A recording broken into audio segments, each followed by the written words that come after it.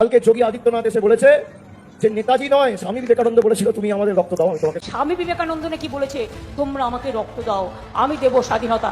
হরিদাসের দল, কৃতদাসের দল না জানে সংস্কৃতি, না জানে সম্প্রীতি। ওটা নেতাজি সুভাষচন্দ্র বোস বলেছিলেন রে গাধারা, ওরা গর্ধ শক্তি, অর্ধ শক্তি।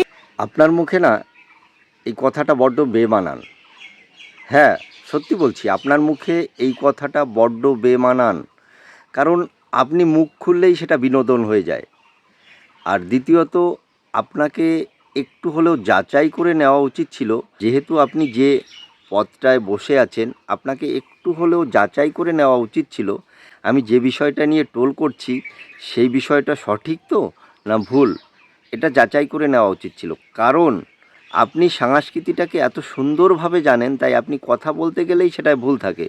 ওই কি মাইকেল মধুসূদন দত্তকে দিয়ে আপনি মহাভারত লিখিয়ে দেন, তারপরে রাকেশ রোশনকে চাঁদে পাঠিয়ে। যেহেতু আপনার নিজের ভুলটা হয়, তাই আপনি ভেবে নিয়েছেন যে ওই ব্যক্তিও ভুল বলেছে। ওই ব্যক্তি কিন্তু এই বক্তব্যটা রাখেনি। কিছু ক্লিপ কাটোয়ারা, হ্যাঁ, কিছু ক্লিপ কাটোয়ারা এডিট করে ছেড়েছে। আপনি একটু সঠিক ভিডিওটা দেখে নিন।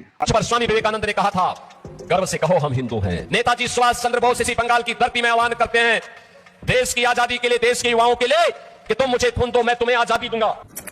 শুনেছেন যোগী মহারাজজি কি বলেছিলেন? হ্যাঁ হ্যাঁ, এটাই হচ্ছে অরিজিনাল বক্তব্য ছিল। আর সেটাকে ওই কিছু ক্লিপ কাটোয়ারা কেটে ছেড়ে দিয়েছে। আর আপনি ভেবে নিয়েছেন আমি যেহেতু ভুলভাল বলি তাই হয়তো ওই লোকটাও ভুলভাল বলেছে। দেখেন, তারা যদি বাংলা সংস্কৃতিটাকে নাও জানে, আপনার মতো বাংলা সংস্কৃতিটাকে ওইভাবে বলাৎকার করে না। হ্যাঁ, আপনি যেভাবে করেন।